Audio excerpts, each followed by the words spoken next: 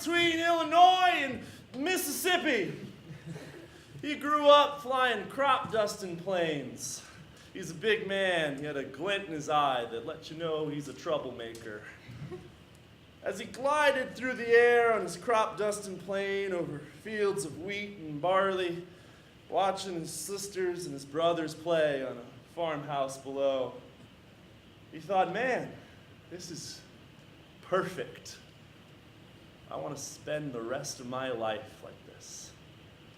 But old Uncle Adolf had different plans. He and a pack of dirty krauts flooded into France, and America drafted Travis Whitzel. They plucked him out of the cockpit of a crop duster airplane, put him in a B-38, and it was just like that. Now, B-38, a special kind of bomber. We all know Rosie the Riveter, right? Yeah, we can do it. Well, Rosie the Riveter's back home in a factory. She had sheets of tin, and she was throwing it up onto a frame, riveting it together, and strapping an engine to either side of the plane. They would then launch this into the sky, and Travis Whitzel was there, right in the front, his big hands around a U-bend yaw, a treehouse at 15,000 feet. His best friend, Riley, was about here in the plane. Next to him, fire bombs. In front of him, a hole, not like a pod bay door, but like a hole that he was supposed to drop the fire bombs over into and kill the Nazis. And that's how freedom was saved. So Travis is here, he's saying, "How you doing, Riley?" Riley's like, "What?" "Nothing." A few years went by. We won. There's an old saying, you fly 25 missions, you come home safe to mama's apple pie. Uncle Travis, he flew 32 missions. He used the GI Bill to come back home and get a degree, mechanical engineering, Duke. He built his own shop, and he started working with his hands. He built bikes and cars, motorcycles and airplanes. He would craft things together. He'd use metal and tools, and he built the world the way he wanted to see it. Wrought of metal and beautiful. He did this for a while, and he found himself in a bar, hunched over a Guinness. Riley's to his left.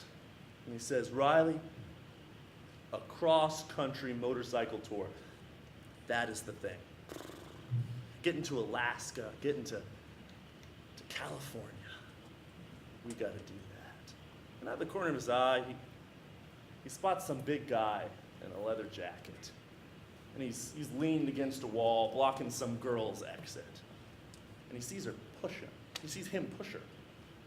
And Travis, he thinks to himself, well, that's not how you treat women. That's not what I was taught in Illinois, Mississippi.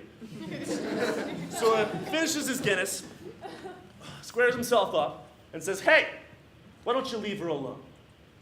The guy says, "Well, what you gonna do about it?" Travis relaxes himself, says, "This."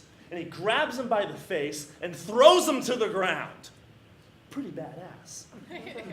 The guy gets up, he rolls over, flicks out a switchblade.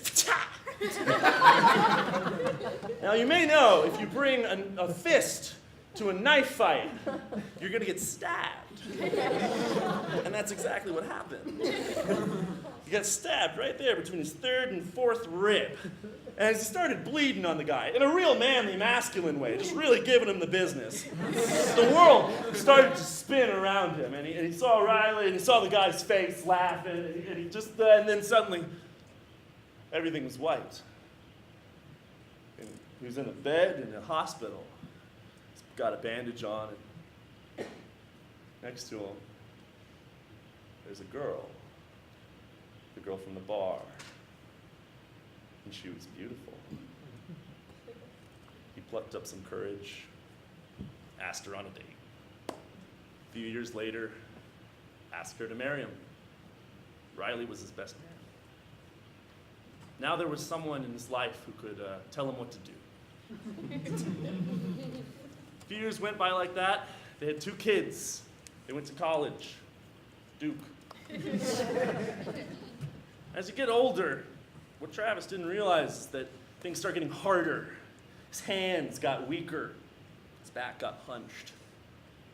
And when he turned 65, they take away your pilot's license. Travis, that wasn't going to fly for him, quite literally. So he did what he always did, and he went into his shop. And he built something, brought it out into his truck. He took it to the top of a hill in the Appalachian Mountains. As he got his glider out that he had built with his bare hands, got inside the cockpit, and launched into the air. You don't need a pilot's license to fly the glider. And as he soared over fields of golden wheat and barley, it was perfect. Riley died. Travis thought to himself, I'm going to take that cross-country motorcycle to him. So he built a bike, gets on it, and starts heading north on Canton Highway, on the border between Georgia and North Carolina. Because there's one last thing he's got to do before he gets to Alaska. There's a new addition to the family, and his sister Audrey has told him to come to the family property a few miles outside of Clayton. So he gets there, puts the kickstand down on his bike, stretches his tired back, and he looks over, and there's his sister holding me. Yeah, I'm in the story. And Audrey says, Travis, come over here and meet your grandnephew. Or Tad, as she always called him. So Travis, or old Uncle Tad, held me in his arms. And I like to think something might have rubbed off on me with those big hands of his. He was an amazing man, a captain. He fought Nazis. He built things. He was 22 when he got back from World War II. I'm 22. And I hope that the beginning of my story will be just as incredible as his.